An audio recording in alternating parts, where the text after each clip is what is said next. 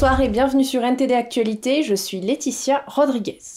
Cette semaine, le président Emmanuel Macron va tenter de naviguer dans la tourmente politique et économique de la Nouvelle-Calédonie. Avec d'une part les tensions persistantes autour de l'indépendance de l'île et d'autre part les sérieuses difficultés économiques de l'archipel, la laissant en proie aux ambitions expansionnistes de la Chine. La crise politique et économique qui secoue la Nouvelle-Calédonie, combinée à l'influence grandissante de la Chine, crée une complexité dans laquelle le président Macron devra naviguer lors de sa visite sur l'île cette semaine.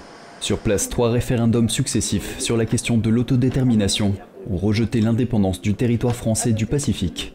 Le dernier référendum de 2021 boycotté et contesté par les indépendantistes du FLNKS a conduit à une crise politique. Aujourd'hui, les indépendantistes, tout en acceptant d'ouvrir le dialogue, lient la question institutionnelle à la reconnaissance des impacts négatifs de la colonisation sur la population kanak et attendent des réparations et la résolution des problèmes liés à l'identité kanak et au contentieux colonial.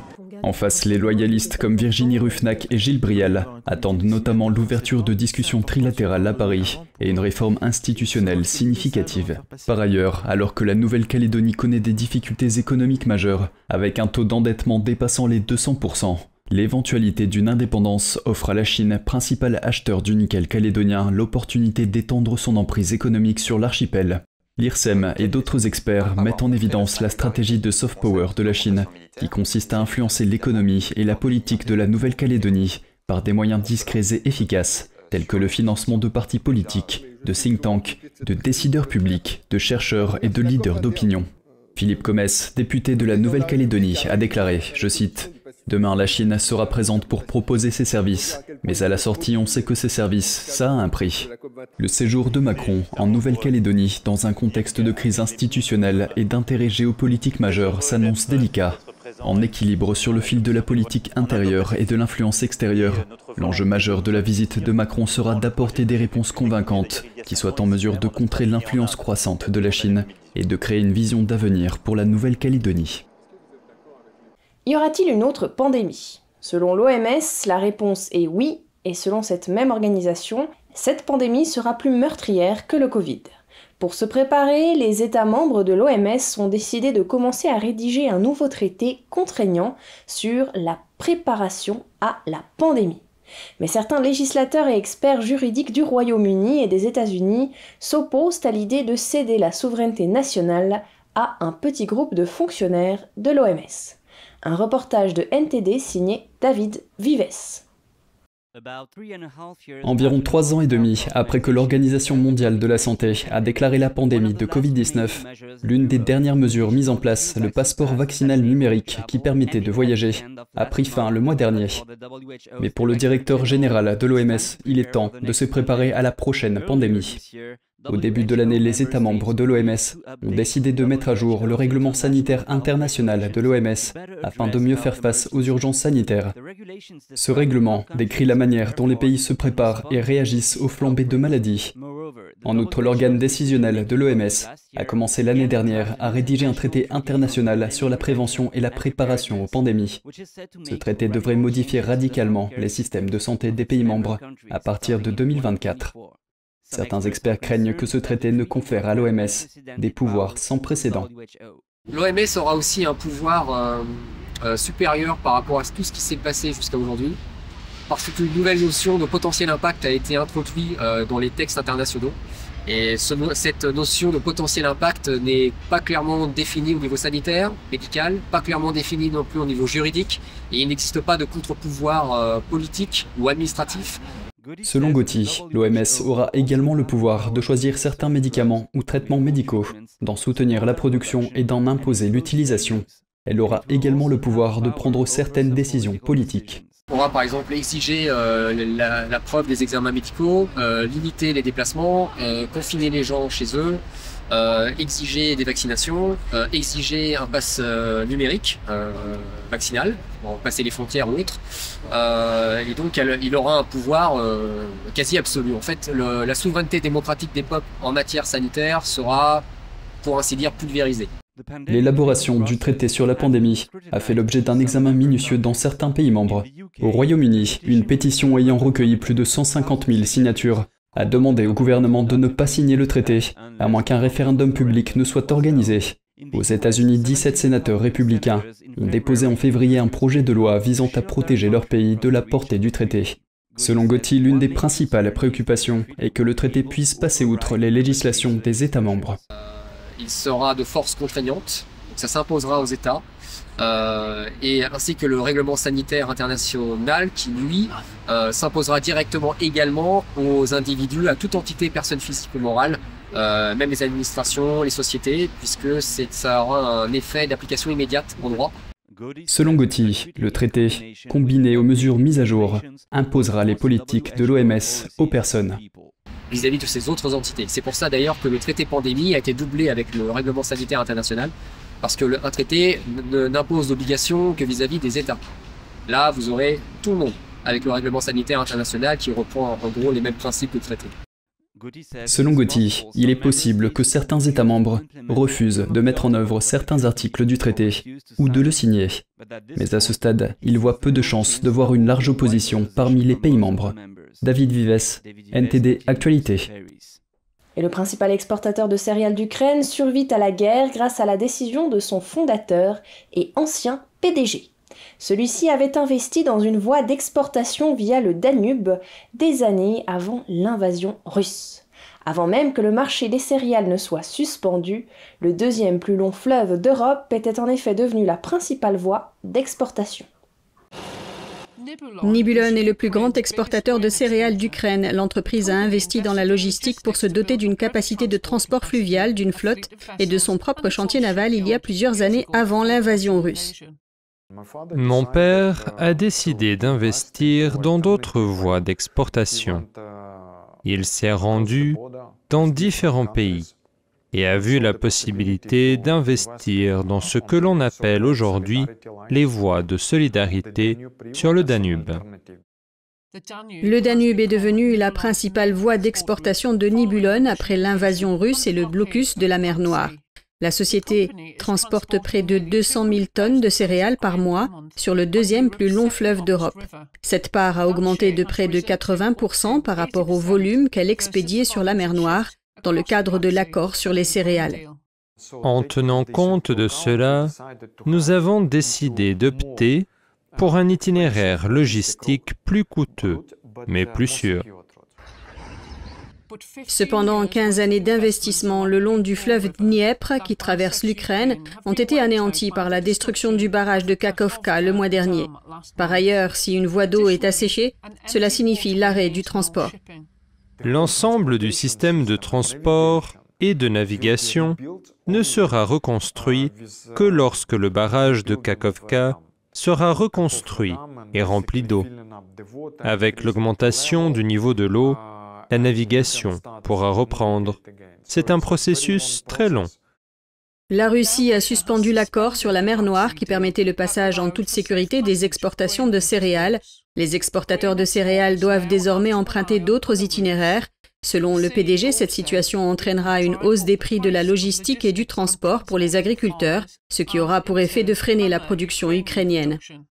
Ce n'est pas le moyen le plus efficace d'exporter, et les agriculteurs en seraient pénalisés. C'est pourquoi ils produiront moins, et Nibulon serait perdant à long terme, parce que l'Ukraine produirait moins. Avant la guerre, Nibulon employait 6 000 personnes. L'entreprise a perdu 40% de ses effectifs parce que ses employés ont fui le pays, ont servi dans l'armée ou ont été tués. Certaines de ces terres sont occupées par la Russie ou parsemées de mines. Le PDG a également perdu ses parents lors d'un tir de missile russe en juillet dernier. Et le directeur de la CIA, William Burns, a comparé l'invasion de l'Ukraine par la Russie à la situation de Taïwan. Il a déclaré que le conflit actuel avait amené Pékin à reconsidérer une éventuelle invasion de l'autre côté du détroit. Aujourd'hui, le président Xi et les dirigeants de l'Armée populaire de libération doutent qu'ils puissent réussir une invasion totale de Taïwan à un coût acceptable pour eux. Et je pense qu'aucun dirigeant étranger n'a prêté plus d'attention à l'expérience de Poutine en Ukraine que le président Xi dans ses réflexions sur Taïwan. Burns s'exprimait lors d'un forum sur la sécurité dans le Colorado. Selon le chef de la CIA, Washington a appris par les services de renseignement que Xi Jinping avait ordonné à ses troupes de se préparer à une invasion de Taïwan d'ici 2027. Burns a déclaré que l'expérience de Poutine donnait des sueurs froides aux dirigeants chinois. Il a qualifié l'Ukraine d'exemple de contre-attaque réussie par une armée plus petite. Les batailles ont également mis en évidence les failles des systèmes d'armement russes. Burns a souligné le soutien unanime de l'Occident à l'Ukraine, malgré certaines pertes économiques dues aux sanctions imposées à la Russie. Et non loin de Taïwan, le plus grand entraînement militaire jamais organisé par les forces américaines et australiennes est en cours. Ce jeu de guerre s'accompagne d'un message aux adversaires. Je pense que le message le plus important que la Chine peut tirer de cet exercice et de tout ce que nos alliés et partenaires font ensemble, c'est que nous sommes extrêmement liés par les valeurs fondamentales qui existent entre nos nombreuses nations et que nous sommes prêts à opérer ensemble pour défendre nos intérêts de sécurité nationale et les valeurs fondamentales que nous partageons, tous en tant que pays occidentaux et non occidentaux travaillant ensemble. Des officiers militaires des deux pays se sont exprimés à bord de l'USS Canberra, amarré dans le port de Sydney. Ils ont affirmé l'engagement des deux alliés à entretenir des liens stratégiques forts. Les responsables australiens de la défense ont déclaré qu'ils suivaient un navire chinois au large de la côte orientale du pays. Ce navire surveille probablement les exercices, mais les responsables ont assuré que la présence de navires chinois n'était pas rare. L'exercice, connu sous le nom de Talisman Sabre, implique plus de 30 000 personnes de 13 pays. Cette année, l'événement se déroule du 22 juillet au 4 août. Comment la stratégie américaine dans l'Indo-Pacifique façonne-t-elle la dynamique mondiale? Et quel rôle joue la Chine dans cette région?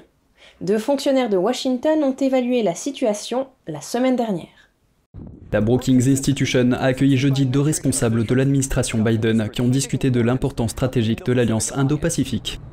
Nous pensons qu'une grande partie de l'histoire du XXIe siècle s'écrira dans la région Indo-Pacifique. La sécurité et la prospérité future de l'Amérique sont inextricablement liées au développement de cette région importante. Dan Crittenbrink est secrétaire d'État adjoint aux affaires de l'Asie de l'Est et du Pacifique. Il a indiqué que les États-Unis s'engageaient à renforcer les partenariats dans la région Indo-Pacifique afin de faire respecter l'ordre international fondé sur des règles. Crittenbrink a indiqué que la Chine reste un défi pour la sécurité régionale et que le meilleur moyen de surmonter cet obstacle est de renforcer les alliés. Nous avons une stratégie régionale dont la Chine fait partie, mais pas l'inverse. Nos alliés et nos partenaires ont une valeur intrinsèque pour nous. C'est là-dessus que se concentreront nos efforts dans toute la région. La Chine a récemment intensifié son agression dans la région Indo-Pacifique. En mai dernier, un avion de chasse chinois a effectué une manœuvre dangereuse en direction d'un avion américain. Selon le commandement américain de la région Indo-Pacifique, cette manœuvre a contraint l'avion américain à voler dans les turbulences de son sillage. Sur le plan de la défense, Eli Ratner, secrétaire adjointe à la défense pour les affaires de la sécurité Indo-Pacifique, a déclaré que Washington travaillait en étroite collaboration avec l'Australie et le Royaume-Uni. Le sous-marin nucléaire à armement conventionnel pour les Australiens, sur lequel nous travaillerons également de manière trilatérale avec le Royaume-Uni. Nous avons pris une décision sur la voie optimale à la fin de la période de consultation de 18 mois et ce travail est en cours. En ce qui concerne la prochaine action de Washington dans la région Indo-Pacifique, le secrétaire d'État Anthony Blinken a prévu un voyage de 5 jours dans la région cette semaine. Il prévoit de visiter les îles Tonga, la Nouvelle-Zélande et l'Australie. Sam Wang, NTD Actualité. Et aux États-Unis, les principales entreprises d'intelligence artificielle s'engagent à mettre en place de nouvelles procédures de sécurité, notamment des tests par des tiers et l'utilisation de filigranes. L'engagement intervient alors que le Congrès et la Maison-Blanche élaborent une réglementation complète pour le secteur de l'IA en pleine expansion. 7 entreprises ont accepté de soumettre leur nouveau système à des tests externes avant de les rendre publics. Le contenu généré par les systèmes d'intelligence artificielle sera également clairement étiqueté, afin de lutter contre la fraude et la désinformation. Les entreprises signataires sont Microsoft, Google, Amazon, Meta, OpenAI, Anthropic et Inflection. Le président Biden a reçu vendredi les dirigeants de ces entreprises à la Maison-Blanche. À noter que cet engagement est volontaire et qu'il n'est pas prévu de contrôle pour s'assurer que les entreprises respectent leurs engagements. L'un des pirates informatiques les plus célèbres de l'histoire de la cybersécurité vient juste de décéder. Selon une nécrologie publiée, Kevin Mitnick est décédé dimanche 16 juillet après un combat contre le cancer du pancréas. Plusieurs films auraient été inspirés par ces piratages légendaires, notamment War Games avec Matthew Broderick. Son histoire de piratage remonte à son adolescence, lorsque Kevin Mitnick a été accusé d'avoir réussi à pirater les systèmes informatiques du commandement de la défense aérospatiale de l'Amérique du Nord. Il avait nié ces accusations. Il est allé en prison pour avoir volé $1 million de logiciels propriétaires à une société d'équipement numérique en 1988. Il a également été accusé de s'être introduit dans les systèmes d'entreprise et d'établissements d'enseignement au fil des ans. Mitnick est finalement devenu un hacker white hat ou éthique. Il a utilisé son expertise pour aider les entreprises à stopper les tentatives de piratage. Kevin Mitnick avait 59 ans. Et avant de se quitter, nous vous emmenons en Italie, au cœur d'un musée situé sur un site classé au patrimoine de l'UNESCO et qui met à l'honneur la soie. La ville de San Leuccio était autrefois un lieu prospère pour l'industrie de la soie. Mais elle se bat pour maintenir la tradition en vie. Andrew Thomas de NTD nous en dit plus. Le tissage de la soie à San Leuccio, une chose historique dirigée par les Bourbons, est terminé. Il n'y a plus rien. Quelques petites boutiques ici et là, mais rien d'important. À la fin du XVIIIe siècle, le roi Ferdinand IV de Naples fait construire une station estivale. Il choisit San Leuccio qui se trouve à proximité du palais royal. Il baptise ce lieu de villégiature le palais du Belvédère. Après la mort prématurée de son fils, le roi décide de transformer la station de San Leuccio en usine de soie. Il a construit une petite ville de 3000 habitants à l'époque. Et tous ces habitants étaient impliqués dans le commerce de la soie. Les ouvriers recevaient de bons salaires, étaient logés et bénéficiaient d'une éducation gratuite. Les femmes bénéficiaient également des mêmes privilèges que les hommes. Aujourd'hui, les nombreuses salles de la station constituent un musée de la soie. Les visiteurs sont invités à découvrir l'importance historique de l'industrie de la soie. Andrea Sabelli dirige l'une des rares exploitations de soie encore existantes. Sa salle d'exposition se trouve à proximité du palais. Nous fournissons des palais dans le monde entier, comme la Maison Blanche à Washington ou comme le Kremlin. Assunta Pellino vient d'une famille de tisserands. Elle a également été tisserande toute sa vie. Eh bien, mes deux fils, n'ont pas continué la tradition familiale, malheureusement, parce que les jeunes d'aujourd'hui cherchent quelque chose d'autre. L'un est allé à Sienne, il a quitté la ville, et l'autre est charpentier, ce qui le passionne. Mais la tradition s'arrête là, malheureusement. Elle n'a pas continué. Même si la plupart des fils de soie brute proviennent aujourd'hui de Chine, Sabelli affirme qu'ils sont toujours teints et tissés à San Leuccio. Andrew Thomas, NTD Actualité.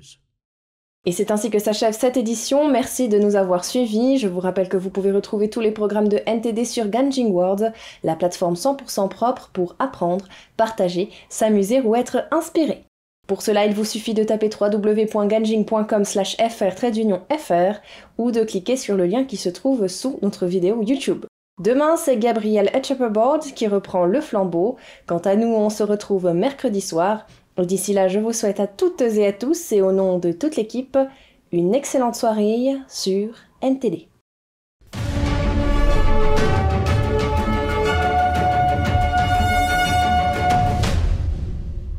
While China's trying to attract foreign investment, it enacted a foreign relations law that will kill foreign business.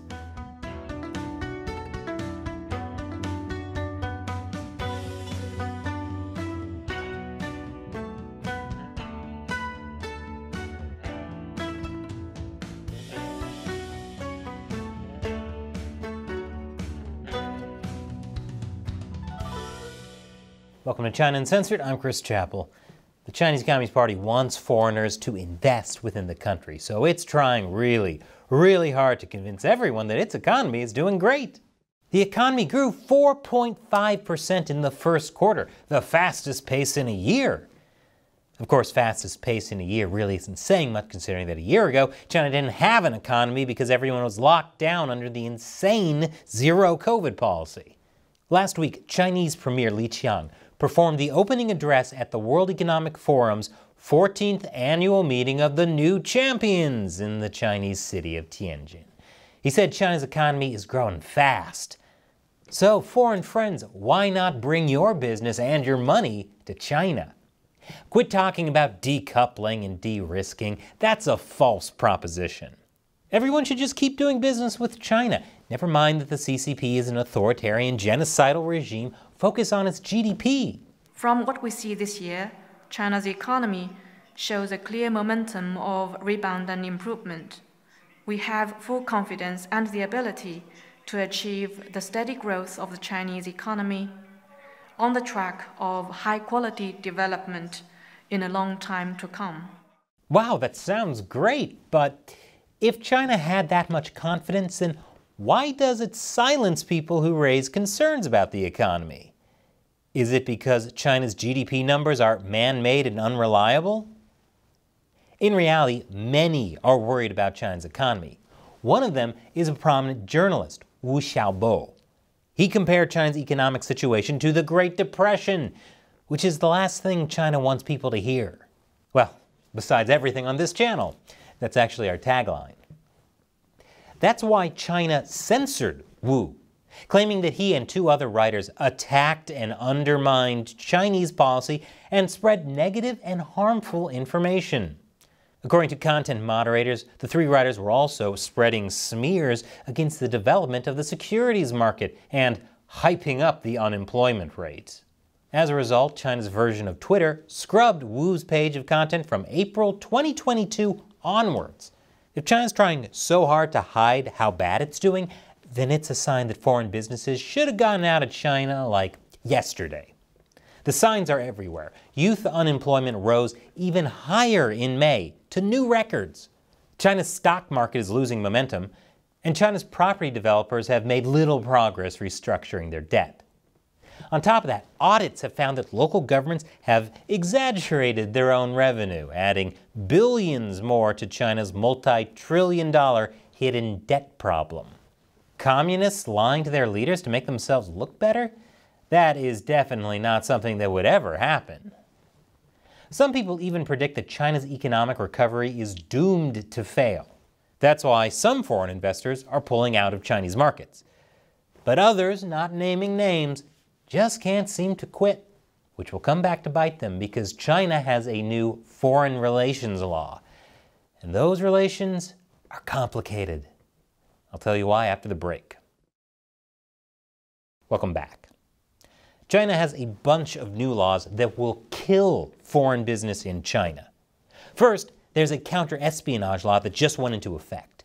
And it is so vague, it's like if the ending of Inception was a piece of legislation. What does it mean? It's up to your interpretation. For example, it says it aims to protect the people's interests. What does that mean? It means more raids on foreign companies and detaining more foreign executives. Because what makes the nation feel more secure than knowing the government can detain people for no good reason anytime they want? Under the terms of this sweeping new law, all investigation activity and data gathering in China, printed, electronic, or oral, can be effectively outlawed as espionage. This could be the fate now awaiting many due diligence professionals and consultants in China, or even just ordinary businesses and their staff. It's no surprise that this would make a lot of people nervous, especially investors.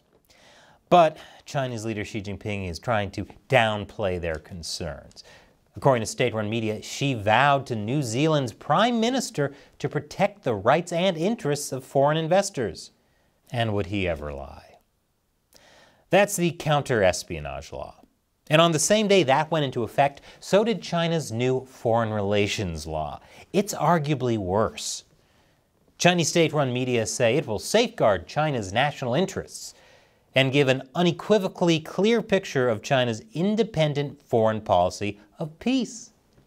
Because when I think of peaceful foreign policies, I definitely think of China. And for anyone who says, what about Taiwan? Well, that's obviously a part of China, so that's not foreign policy at all. The Foreign Relations Law is a response to U.S. sanctions over things like China's brutal treatment of Xinjiang and Hong Kong, support for Russia in the Ukraine war, exports of fentanyl precursors, and a lot more. But yeah, China's definitely the peaceful one here. That's why my favorite state-run media, the Global Times, calls the Foreign Relations Law a legal toolbox against Western hegemony. It basically gives the CCP a legal basis to threaten foreign companies in China in retaliation for sanctions. which is confusing, since when do they care about doing anything legally? China's highest-ranking diplomat, Wang Yi, wrote in the People's Daily that many provisions in the foreign relations law are actually for the purpose of counteracting against foreign sanctions, the long-arm jurisdiction, and the foreign interference in Chinese domestic affairs. Wow, that's surprisingly transparent coming from a CCP diplomat. He goes on to say, we should make full use of the foreign relations law as a legal tool through legislative, law enforcement, judicial, and other means to carry out our fight in response to acts of containment, interference, sanctions, and destruction. I guess it's nice to see them use a tool to deal with their problems that isn't a tank. Over the past 3 years, China's been putting out regulations to counter American sanctions, including the anti-foreign sanctions law in 2021. What makes this different is how broad and all-encompassing it is. According to a professor at the School of Law at City University of Hong Kong, the foreign relations law will serve as an umbrella law that governs China's conduct of foreign relations in every respect. Its main purpose, however, is to consolidate the power of the CCP, more specifically, the power of Xi and Xi Jinping thought as the basis for Chinese diplomacy. Like the counter-espionage law, the foreign relations law pretty much puts into writing what China's already doing, putting the Chinese Communist Party first, and by extension Xi. Not the nation, state, or government, and definitely not the people. The law explicitly places control of international relations into the hands of the CCP, with the Standing Committee of the CCP, chaired by Xi Jinping, as the top dog of foreign relations. The State Council, Central Military Commission, and Ministry of Foreign Affairs are just there to implement what the CCP wants. So basically, someone said the quiet part out loud, and instead of covering it up, they put it into writing. So how does this affect foreign companies? I'll tell you after this final commercial break. Welcome back. So how does the foreign relations law affect foreign companies? It says China has the right to take countermeasures and restrictive measures against whatever harms China's sovereignty, security, and developmental interests, which I'm guessing means more arbitrary raids, detainments, and data collection, or basically anything else they want to do. Give out a bunch of wet willies and purple nurples? Hey, they had to. It's for national security. And if you question them about it, sounds like you're threatening their national sovereignty. Article 6 of the Foreign Relations Law states that all institutions, organizations, and citizens have the responsibility and obligation to maintain dignity and honor. Dignity and honor. It's already hard enough to figure out what will hurt the feelings of the Chinese people or threaten Chinese interests, but now we have to worry about China's dignity and honor? Also, considering China uses rape as a form of torture, they care about dignity and honor about as much as Vin Diesel cares about volumizing shampoo. What would it mean in practice? What if a foreign business accidentally calls Taiwan a country? Or complies with U.S. bans on products made with ethnic slave labor? To operate in China, foreign businesses now have to make a choice. They can't have it both ways anymore. Do you follow the democratic world order or the Chinese Communist Party's world order? And unfortunately, experience has made me very cynical about the answer to that question. And this show would not exist without support from viewers like you. Join what I call the China Uncensored 50 Cent Army by contributing to this show on Patreon. You'll get a bunch of cool perks, including the ability to ask me questions I'll answer on the show. And today's question comes from Ian Pendleton. I've been seeing ads for Temu all over the internet as of late, even though I've never gone on the website. Is there any way to make it so that I don't get those ads at all when I'm browsing? Or at least hide them? That was in response to my recent episode about Temu, which is owned by a Chinese company, being a total scam. Unfortunately, if you wanted to avoid Temu ads, you shouldn't have watched that episode, because the comments were flooded with people saying that they got ads for Temu in that episode. And since I'm talking about Temu here, there's a chance that'll happen with this episode too. That's because Temu is a weapon of the CCP. Their advertising budget must be insane. And get this, according to analysis by Wired, the average amount that Temu loses on each order to the US is around $30. Temu is losing millions of dollars. But that's fine, because it's being propped up by the Chinese company that owns it, which is being propped up by the CCP. The Communist Party is using Temu to drive American competitors out of business. Even more reason foreign companies should be wary of the Chinese market because, if it still isn't clear at this point, the CCP is at war with the world. So the best way to never see a Temu ad again is to help bring down the Chinese Communist Party by sharing this show with friends and family so they know what's really going on in China. Thanks for your question and your support, Ian, and thank you for watching. Once again, I'm Chris Chappell. See you next time.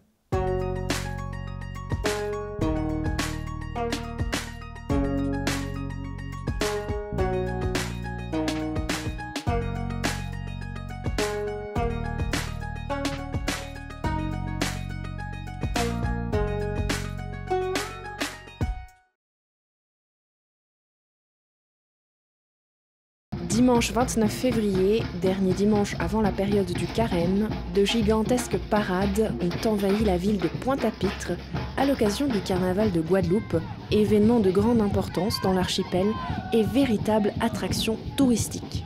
Les 50 groupes qui ont pris part au cortège ont été évalués dans le cadre d'un concours qui tenait compte des déguisements, des chorégraphies et des musiques. Le maire de la ville des Abîmes, M. Éric Jalton, président de Cap Excellence, qui regroupe les villes des Abîmes, de Pointe-à-Pitre et de Baie-Mahault, s'est dit très satisfait de la nouvelle édition du carnaval, que la population attendait avec grande impatience en raison des restrictions en vigueur les années précédentes. Une évolution plutôt positive, les gens étaient en attente, c'est pas une renaissance, c'est une résurrection. Les gens depuis 2 ans sont en attente de carnaval, ils ont imaginé, ils ont conçu, ils étaient en attente pour faire valoir leur savoir-faire, leurs prestations, leur enthousiasme, leur détermination et leur expérience. Et ceci éclate au grand jour et de nuit aussi dans ce carnaval ici, dimanche gras à Pointe-à-Pitre. Je félicite vraiment tous les protagonistes de ce carnaval, les organisateurs, les bienfaiteurs, les pouvoirs publics, les privés, partenaires et bien sûr les carnavaliers et toutes leurs organisations, les groupes différents, les mouvements culturels. Bravo, on est fiers de vous. Introduit en Guadeloupe à partir du XVIIe siècle par les colons catholiques, le carnaval local fut peu à peu célébré par les esclaves de l'île, qui introduisirent des clins d'œil à leurs origines africaines, comme des masques et des percussions. Les groupes à peau est un terme utilisé dès la fin des années 1970 par le groupe de musique guadeloupéen Akio pour se distinguer des autres groupes utilisant des fûts en plastique ou des caisses claires. Akio avait pour sa part recours à des tambours recouverts de peaux d'animaux, notamment de cabri. À l'occasion du carnaval de Guadeloupe, 3 types de percussions sont utilisés, les tambours chants, les tambours contrebasses, ainsi qu'une grosse percussion accompagnée de tcha-tcha et de conques à lambi. Durant la période de l'esclavage, les esclaves se servaient des tambours pour communiquer entre eux. Parmi les groupes emblématiques des percussionnistes, les groupes à peau Conabeuf symbolisent la virilité et la force.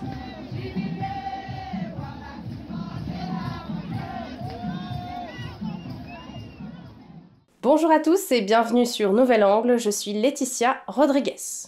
Suite à la censure de notre vidéo, les médias français m'ont fait passer un interrogatoire survenu il y a quelques semaines sur YouTube. Certaines vidéos ne seront désormais publiées uniquement sur la plateforme Genjing World afin d'agir dans le respect le plus consciencieux possible de la charte YouTube. Après avoir créé votre propre compte, pensez à vous abonner à notre chaîne sur Genjing World, qui est une toute nouvelle plateforme propre et soignée, exempte de contenu pornographique, violent ou dangereux. Aujourd'hui, nous allons revenir sur la question de la persécution du Falun Gong qui a toujours cours à l'heure actuelle, et cela depuis plus de bientôt 24 ans. Pour rappel, le Falun Gong est une discipline spirituelle chinoise ancestrale de tradition bouddhiste qui consiste en des enseignements, une méditation et 4 exercices doux qui sont un moyen d'améliorer la santé et le niveau d'énergie du pratiquant. Le Falun Gong a pour valeur l'authenticité, la bonté et la patience. Depuis juillet 1999, le régime communiste chinois a déployé des efforts extraordinaires pour éradiquer ce mouvement, soumettant les pratiquants à des détentions arbitraires, à de graves tortures, à de lourdes amendes, à des travaux forcés et à des discriminations sociales, ainsi qu'à des prélèvements forcés d'organes. Pour nous parler de cette question, nous recevons aujourd'hui Madame Hélène Tong, présidente et responsable presse de l'association Falun Info France. Bonjour Hélène. Bonjour Madame Rodriguez. On sait que des moyens considérables ont été mis en œuvre pour justifier les crimes perpétrés à l'encontre des pratiquants de Falun Gong en Chine, un sujet qui a déjà été abordé par le président de l'association de Falun Gong en France, dans une vidéo malheureusement censurée sur YouTube, mais que nos téléspectateurs peuvent visualiser en cliquant sur le lien qui s'affiche. Le terme de secte que les médias ont utilisé, je suppose qu'avec le temps, avec les différentes confrontations que vous avez eues avec votre famille, peut-être même avec des personnes extérieures, vous avez peut-être appris à répondre à cette accusation infondée. Quels sont les arguments que vous avancez quand on vous parle de ce terme repris et voilà, hérité du Parti communiste chinois? Quand on dit que Falun Gong est une secte, maintenant je dis en vérité c'est tout le contraire. Et qui est la secte? C'est peut-être bien, comme on dit, celui qui dit, c'est celui qui est, le Parti communiste chinois qui répond à tous les critères d'une secte, c'est-à-dire enfermement, couper les liens avec la famille, prendre l'argent des victimes. Le Parti communiste chinois est coupable de tout ça. Le Falun Gong, c'est tout le contraire. Le Falun Gong, c'est la liberté. Moi, j'ai jamais donné un centime au Falun Gong. Je me suis jamais inscrite nulle part. Non seulement j'ai pas coupé les liens avec ma famille, mais j'ai amélioré les relations avec ma famille. Donc, c'est l'opposé d'une secte. C'est ce que je dis maintenant. À l'époque, ce que je disais, c'est que il faut regarder l'histoire. Regardez que avant d'être interdit, enfin avant d'être persécuté, le Falun Gong était promu par le régime communiste chinois. Le terme de secte est apparu précisément au moment où la persécution a commencé. C'est un terme qui fait partie de la persécution, c'est-à-dire, comme le disait le Washington Post dans son enquête journalistique en 2001, avec 2 journalistes qui ont enquêté là-bas, qui ont réussi même à interviewer un haut responsable chinois de manière anonyme, mais ça c'est unique et ça ne s'est jamais reproduit après. De la bouche même d'un haut dignitaire chinois, ils avaient besoin absolument de lancer la diffamation avec ce terme de secte pour pouvoir continuer à persécuter. Sinon, ils n'auraient jamais pu continuer aussi longtemps. C'était impossible. Ils avaient besoin de changer l'opinion publique. Et donc, en général, quand je dis ça, les gens sont convaincus et personne n'a envie de participer à cette campagne de diffamation qui est là pour justifier des crimes. Malheureusement, ce terme est encore employé parfois, moins qu'avant, mais encore quand même, parce que je crois que c'est la loi de Brandolini, un académicien italien qui, ces dernières années, a théorisé ce phénomène selon lequel une rumeur est très facile à lancer. Les victimes de cette rumeur vont devoir déployer des moyens considérables pour prouver leur innocence. Donc là, de la même manière, pour le régime chinois, vous voyez une interview dans le Figaro et un tapage médiatique en Chine, voilà, certes ça a déployé des moyens, mais les moyens que nous déployons depuis 24 ans, nous et tous nos sympathisants et les ONG à nos côtés, les moyens que nous déployons pour défaire le mensonge sont bien plus importants que les moyens mis en œuvre par le Parti communiste chinois pour nous diffamer. Et nous n'y sommes toujours pas parvenus. Donc c'est extrêmement efficace, extrêmement intelligent, extrêmement maléfique. Voilà, on a déployé beaucoup de moyens, mais nous sommes bénévoles. Voilà, on est face à la plus grande dictature du monde et nous, face à ça, on n'a quasiment pas de moyens. On est tous des bénévoles. Par exemple, au sein de l'association Falun Info, nous sommes tous bénévoles. Donc, on écrit des articles, on organise des conférences, on publie des vidéos, on parle autour de nous. Voilà, on n'a que... Je dis toujours aux gens, vous êtes des médias vivants, maintenant à vous de passer le message. Et dans une certaine mesure, c'est efficace. Ce fameux terme de secte qui a été apposé au Falun Gong, il est totalement absurde dans la mesure où le Falun Gong, c'est l'absolu contraire d'une secte. C'est-à-dire que on définit en général 3 critères pour qualifier une secte. Le premier, c'est le fait qu'on prend de l'argent aux membres. Et là, au Falun Gong, il est clairement dit, et on voit dans la pratique que les pratiquants du Falun Gong ne payent pas. Les cours sont gratuits. À aucun moment, on donne d'argent à qui que ce soit. Deuxièmement, l'enfermement mental. Là encore, on est dans l'opposé, c'est-à-dire que Falun Gong, je peux parler de mon expérience, mais c'est l'histoire de millions de personnes. En pratiquant le Falun Gong, on acquiert une liberté de pensée qui est assez rare aujourd'hui. Et je ne pensais pas, en pratiquant une méthode de sagesse asiatique, je pensais, voilà, toucher un peu la sagesse chinoise, voilà, me rapprocher un peu de la médecine chinoise, faire du qigong, du yoga, etc. J'ai eu tout ça. Mais avec le temps, je me suis rendu compte que finalement, ça m'a permis de vraiment apprendre à réfléchir par moi-même. C'est-à-dire qu'au contact de ces trois principes qui sont la vérité, la bonté, la patience, en permanence, vous réfléchissez, vous vous remettez en question, vous affinez votre pensée et vous atteignez à une liberté de pensée qui est assez rare aujourd'hui. C'est quelque chose qu'on n'apprend plus beaucoup à l'école, par exemple, et nulle part ailleurs d'ailleurs. Et donc, c'est peut-être pour ça certains disent mais pourquoi Falun Gong est persécuté? Sous-entendu, qu'est-ce qu'ils ont fait de mal? Il y a 1000 façons de répondre à ça. Mais l'une des façons, c'est de dire, dans le contexte d'une dictature qui est celle de la Chine, où il n'y a aucune liberté, ni de penser, ni de s'exprimer, toutes les libertés sont écrasées, autant de personnes, c'est-à-dire 100 millions de personnes qui se mettent à réfléchir par elles-mêmes, à atteindre un bien-être intérieur, une vraie liberté de réflexion, c'est perçu comme dangereux par les autorités au pouvoir. Donc ça, c'est un argument. Et le troisième argument qui montre que le Falun Gong est le contraire d'une secte, donc il y a le fait qu'on ne prend pas d'argent, le fait qu'on est très libre dans sa tête, par opposition au Parti communiste chinois qui, lui, organise des lavages de cerveau pour embrigader les gens, et toute la population chinoise d'ailleurs.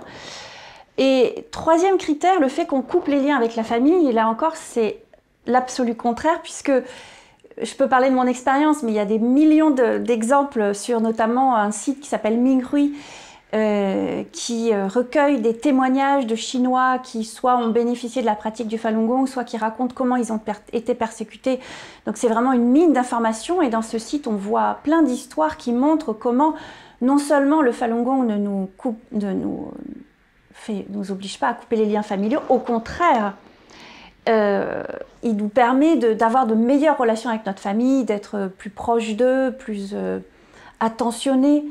Ça, c'est mon histoire personnelle. J'ai une bien meilleure relation avec ma famille qu'avant de pratiquer. D'ailleurs, avec tout mon entourage, avec mes collègues de travail. J'avais d'ailleurs des collègues de travail qui avaient... Je me souviens quand j'étais partie d'un job, ils avaient fait une chanson sur Falun Dafa et le fait que voilà, ça rendait zen, ça rend aimable, etc. Donc c'est vraiment vérifiable très facilement par des témoignages humains. Et puis il y a des histoires très touchantes de Chinois qui pouvaient... Vous savez qu'en Chine, les conditions de vie peuvent être très difficiles, donc ça cause des problèmes familiaux, beaucoup de divorces, d'ambiance familiale difficile, parce qu'il y a, bon, voilà, dans certaines classes, beaucoup de pauvreté ou des difficultés, des tensions, un manque de liberté, etc.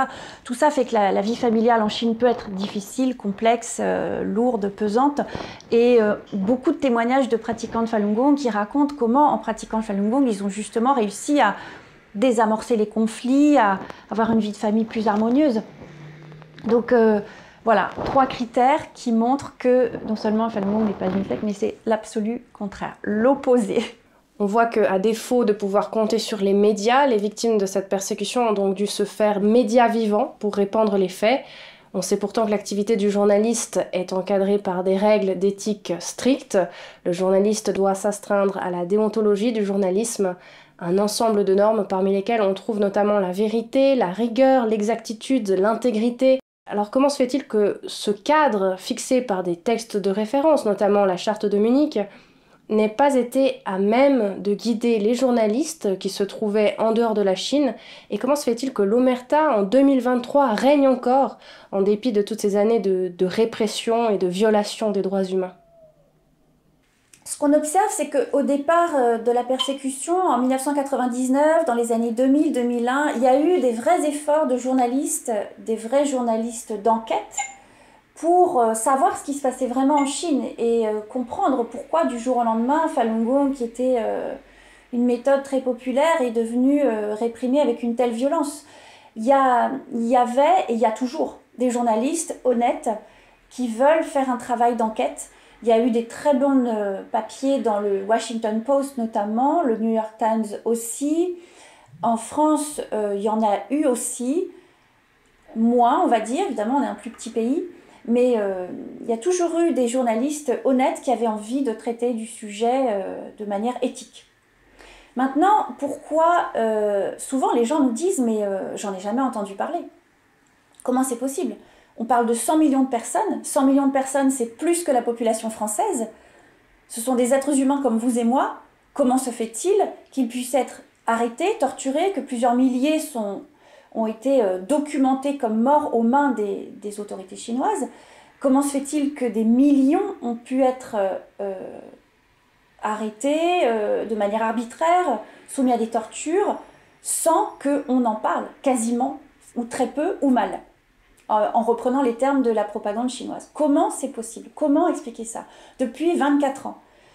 Alors qu'il y a évidemment des journalistes honnêtes qui veulent faire leur travail. J'étais encore au téléphone tout à l'heure avec une journaliste d'un grand magazine d'information français qui veut couvrir le sujet. Mais c'est extrêmement rare. Pourquoi c'est rare?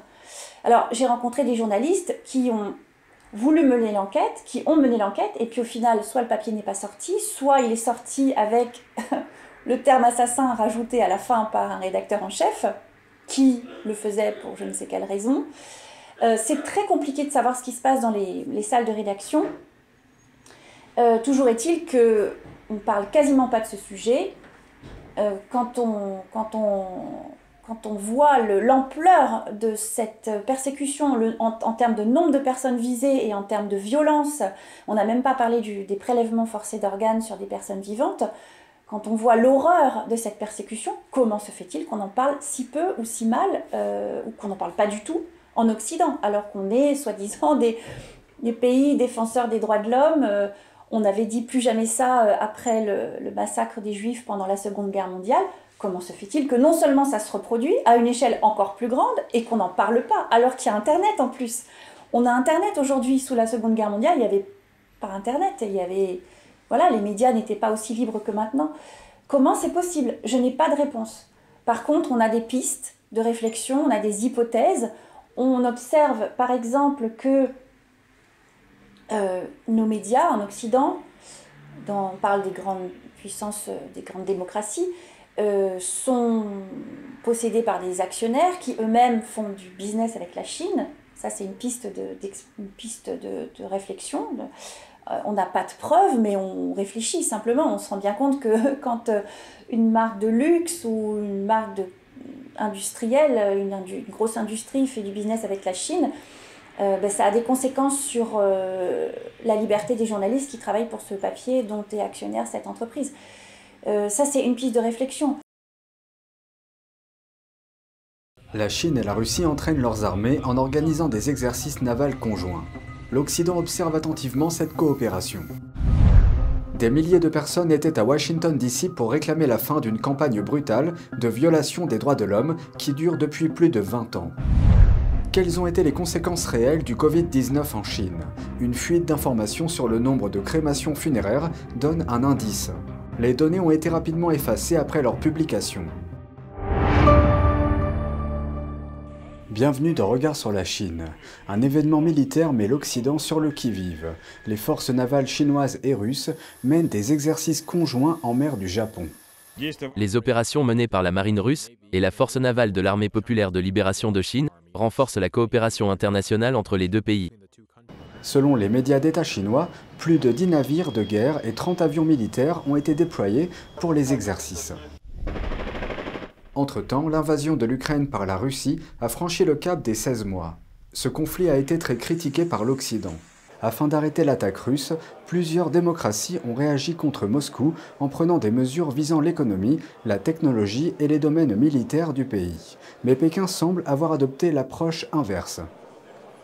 A l'inverse, la Chine a maintenu une coopération solide avec Poutine et a accusé l'Occident de prendre des mesures injustes à l'encontre de la Russie. Un grand défilé a été organisé dans la ville de Washington. Des milliers de pratiquants spirituels sont venus manifester pour réclamer la fin de la campagne de persécution menée par Pékin contre le Falun Gong, l'un des plus grands groupes spirituels de Chine. Le bilan de cette répression brutale continue de s'alourdir. Melina Weisskopf de NTD était sur place. On l'écoute. Nous sommes ici au cœur de la nation, où des milliers de pratiquants de Falun Dafa se sont rassemblés pour sensibiliser l'opinion et demander la fin de la persécution de cette pratique spirituelle qui dure depuis 24 ans. Nous avons parlé à certains d'entre eux qui sont ici aujourd'hui et qui ont vécu cette persécution en Chine.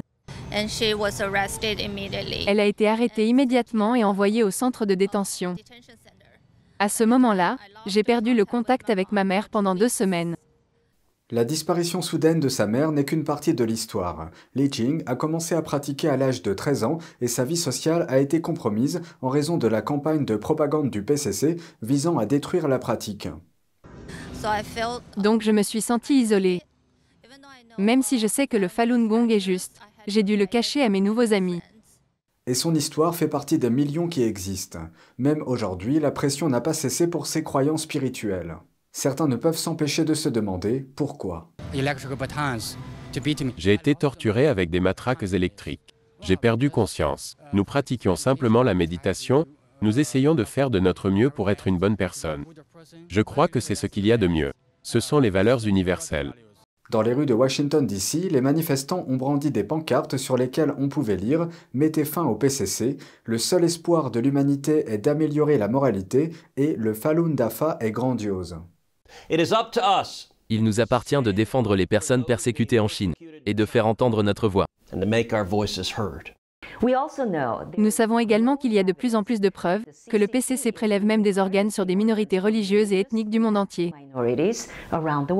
La Chambre des représentants a récemment adopté un projet de loi visant à tenir le PCC pour responsable des prélèvements forcés d'organes dont les pratiquants de Falun Gong sont souvent victimes. Un projet de loi sur le prélèvement d'organes qui a le plus de chances d'être adopté et envoyé sur le bureau du président pour signature. De nombreux orateurs ont encouragé les pratiquants spirituels à continuer de s'opposer à cette atrocité et les ont remerciés pour leur courage et pour ne pas avoir laissé le PCC anéantir la pratique du Falun Dafa qui s'est depuis répandue dans plus de 100 pays à travers le monde. Pourquoi les observateurs de la Chine disent-ils que le Falun Gong est le plus grand mouvement de désobéissance civile dans la Chine d'aujourd'hui? Voici un aperçu d'un futur reportage de l'équipe américaine de NTD. Des dizaines de millions de Falun Gong sont impliqués chaque jour dans la création d'un média clandestin, de tracts, de brochures sur la persécution dont ils sont victimes, sur la terrible histoire du PCC, et généralement de manière cachée, ils les déposent sur les pas de porte. Et cela se passe dans toute la Chine, dans les grandes villes, les petits villages et tout ce qui se trouve entre les deux. Il y a donc une énorme vague de fonds en Chine qui fait connaître à la population la véritable histoire du régime, ce qui arrive vraiment au Falun Gong, et cela crée une grande prise de conscience. Un reportage spécial sera diffusé prochainement sur NTD. Nous vous informerons sur les points clés de cette persécution. Le nombre de victimes de la pandémie en Chine revient sur scène. Une fuite sur le nombre de crémations montre des conséquences cachées à la vue du public. Mais les données ont été rapidement effacées après leur publication. Voici la suite. Ce chiffre, publié sur le site officiel de la province orientale du Zhejiang, fait état de plus de 170 000 crémations au cours du premier trimestre de cette année. Cela représente un bond de 70 000, soit 73% par rapport à la même période de l'année dernière. Certains disent que cette augmentation pourrait être due à l'élimination des corps qui se sont accumulés lors de l'épidémie survenue à la fin de l'année dernière. D'autres ont avancé que le Zhejiang n'était pas la région la plus durement touchée par le Covid-19. Cela signifie que le chiffre divulgué ne serait que la partie émergée de l'iceberg, ce qui donne une idée de l'ampleur du nombre de décès dus à la pandémie dans le pays. Sur la base de calculs partagés sur les réseaux sociaux, les derniers chiffres prévoient au moins 4 millions de décès dus à la pandémie en Chine. C'est presque 50 fois plus que le bilan officiel de 83 000 morts avancé par Pékin. Le taux de mortalité du Zhejiang ayant fait froncer les sourcils sur les réseaux sociaux, les autorités l'ont rapidement supprimé. Cette réaction n'est pas surprenante. Depuis le 4e trimestre de 2022, les bureaux des affaires civiles de la Chine, au niveau local et au niveau de l'État, ont régulièrement omis de publier les chiffres liés à la crémation dans leurs rapports trimestriels. Cela fait suite à la révision chaotique des mesures de contrôle de la pandémie prises par Xi Jinping en décembre dernier. À l'époque, des informations indépendantes ont afflué, détaillant l'accumulation des corps dans les crématoriums et les hôpitaux. Dans d'autres tentatives pour dissimuler la réalité, les autorités sanitaires chinoises ont par la suite restreint la définition de ce qui peut être considéré comme un décès lié au Covid-19. Ils ont également exigé des autorités locales qu'elles s'abstiennent de mentionner le terme Covid-19 sur les certificats de décès.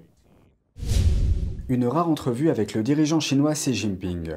C'est ce qui attendait l'ancien secrétaire d'État américain Henry Kissinger ce jeudi. Selon la chaîne d'État chinoise CCTV, l'ancien diplomate, aujourd'hui centenaire, a été accueilli à la maison d'hôte de Diaoyutai. Ce complexe est généralement réservé aux dignitaires étrangers en visite. Au cours de la visite, Xi a déclaré à Kissinger que la Chine n'oublie jamais ses vieux amis. Un communiqué publié plus tard a décrit l'ancien fonctionnaire comme un diplomate légendaire. Kissinger a une longue histoire avec Pékin. Il a été secrétaire d'État américain et conseiller à la sécurité nationale sous les présidents Richard Nixon et Gerald Ford. À cette époque, il a encouragé une politique plus amicale vis-à-vis de la Chine dans le but d'apaiser le régime communiste.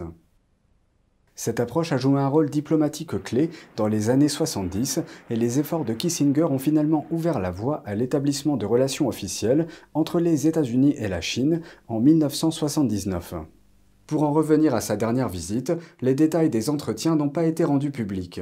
Mais Xi a souligné l'importance des plus de 100 visites de Kissinger en Chine, ainsi que de son récent anniversaire, en mettant l'accent sur les 200, probablement en référence au centenaire du Parti communiste chinois. Un porte-parole du département d'État américain a indiqué qu'il était au courant du voyage, mais que Kissinger agissait en tant que citoyen privé et non au nom de Washington. C'est tout pour aujourd'hui, merci d'avoir suivi Regard sur la Chine, on se retrouve demain pour une nouvelle émission, prenez soin de vous et à bientôt.